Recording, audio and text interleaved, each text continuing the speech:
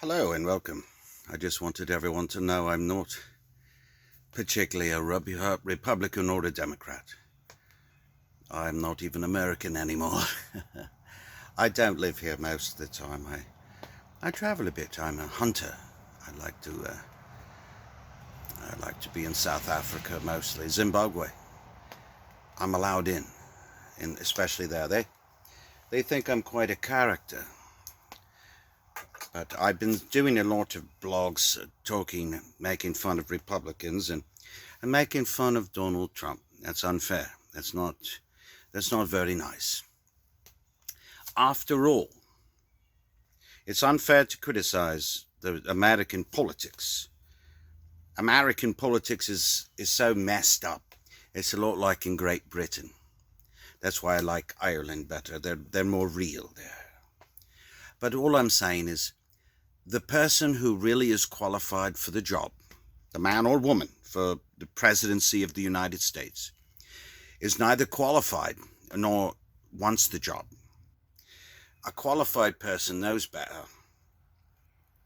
That's why your Ross Perot or especially Bernie Sanders would be the right person for the job. See, they're retired and they're qualified, but they have a vision, a fair vision. There is nothing wrong. For instance, the health insurance situation here in the United States is dismal. All I'm saying is there's been a lot of lies and hype about it. Nothing wrong with the Canadian system, especially for France. France is the best, actually. Great Britain is good. See, when everyone has access to healthcare, the costs go down. Who pays for it? Who pays? Well, it comes out of taxes for sure. But we pay taxes for our government to give it away to other countries to the tune of billions. The United States gives more money away than it does to help its citizens. An unhealthy citizenry is not good for anyone, especially when you ask the poor to join your armed services. Well, what if everyone is so sick and malnourished from a couple generations of no safety netting? Well, that's what you get. And it's not socialism, no. It's not socialism, no. What they call entitlements as well, like Social Security, we paid into it. Now, Social Security has been robbed since, well, for instance, what paid for the Vietnam War, for instance, was taken out of the Social Security Administration. No, we have ways of doing things, and if you ask me, socialism wars aren't any good for anyone. And again, the poor Vietnam situation where you can go back and just follow the money. Well, every gain that's ever been made by anything, involvement, we're called involvements. We've lost every involvement yet. The only war we've won has been the Second World War, and that's only because we had help.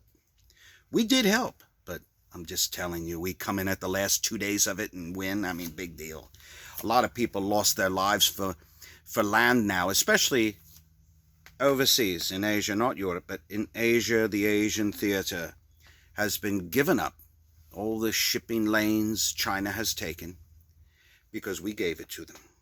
Thank you, Trump. Why do you think Trump asked China to help him? It wasn't Czechoslovakia or God knows what country it was to ask for help politically to help him win an election. Now, why would this Republican who says he's going to win by a landslide have to cheat to win? Is he that? Well, no, he knows he won by a fluke and it ain't going to happen again. No, he's not. He's not going to happen again. Here in Great Britain, we have our own situations. We have a comical parliament. You ever hear parliament? You ever see a video of them yelling and screaming at each other and carrying on? They get the job done though, don't they? They get the job done.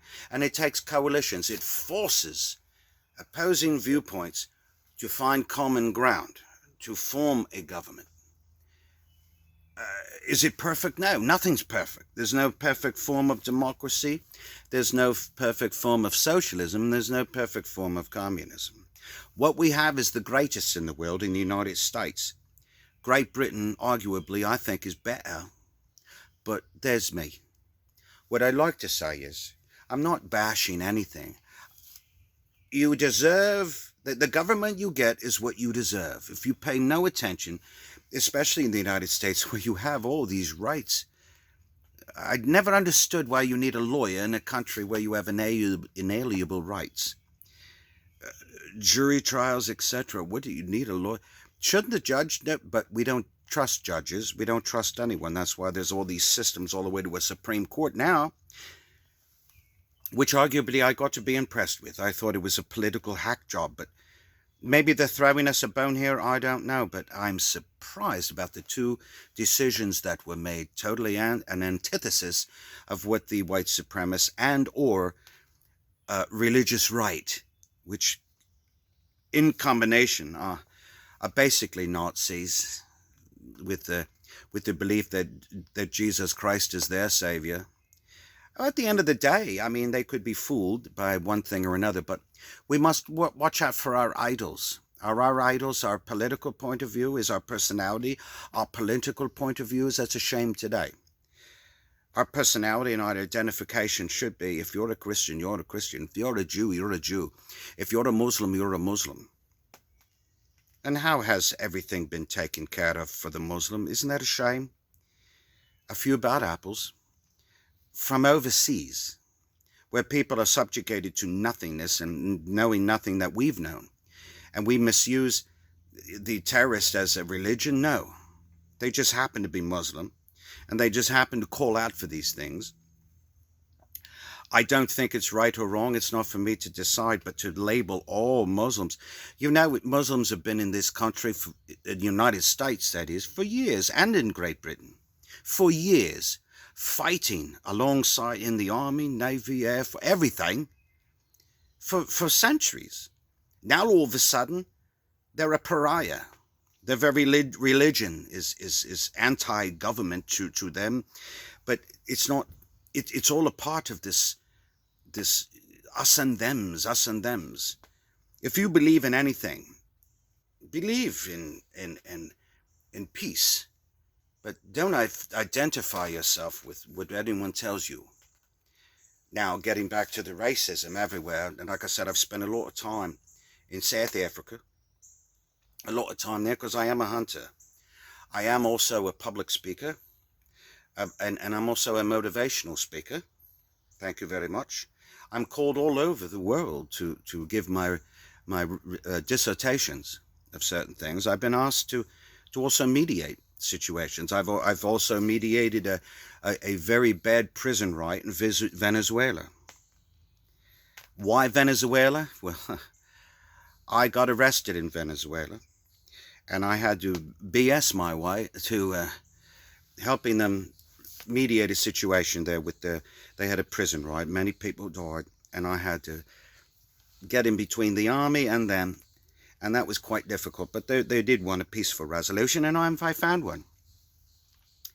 Yes, I introduced to the prison air conditioning. Simple air conditioning. Big deal. And everything was fine. Everything was fine. Forget the food. It was the air conditioning.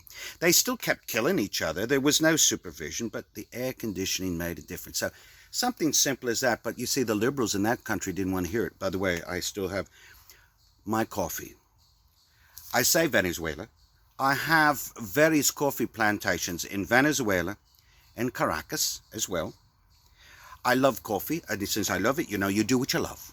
I invested heavily in a lot of agricultural real estate. I hire at least, at last stand, 2,800 employees, and they're all part of my corporation, and they're paid a fair living wage. Not an American or a British wage, but they're paid more than they could ever make as any service in that country. They're not overworked. That's why there's 2 shifts for everything. And there are 2 shifts in one day because it's so hot. They get an air conditioning again. That's what industrialized the south of America, air conditioning in factories. Otherwise, they wouldn't have anything. Air conditioning is the answer to all our woes. Well, I'm going to sign off now. Just want to give a shout out. I'm ready to go to the shooting range. I got my shooting shirt on. I'm going to start shooting targets. I don't know why you have pictures of me up there. I'm talking to the Colonel. Colonel Mathis. Why do you have pictures of me there instead of targets? Oh, ¿qué tal como está usted? Una pregunta, por favor. Ahora, I'm going to talk to him later. I'm going to sign off now. God bless. I'll be back in the States in a little bit. I'm not bashing the United States as I say, love it or leave it. No, I'm a citizen of the world. That's why I'm pro-immigration. We should travel anywhere we like, especially if we're making an impression and doing something for that country like I do. I'm also a medical doctor, believe it or not. That's another blog. I'll tell you how I lost my license here in the United States, though. But we're going to sign off now. God bless. And, everyone hang in there and have a great June Independence Day for black people. It's called Juneteenth or something. As a white person, I should know better. My wife will kill me for that, so will my children. But Juneteenth. There you are. Texas, they didn't know. Just like today, a lot of people are slaves and they don't even know it. You don't have to be a person of any race to be a slave these days. It's what you worship makes you a slave, isn't it? You could be a drug addict. They're a slave to the drug. It could be a slave to money, which people will enslave themselves and work themselves to death and ignore everything that matters in life. Or you can be like me. I just do things and no one stops me. Until I'm arrested. I'm arrested everywhere I go. But I don't worry. So, God bless. Hanging is a very hot day here, isn't it? Miguel. Que lástima. All right. I'll be back. Bye-bye now. I'm going to hang up and see if I can.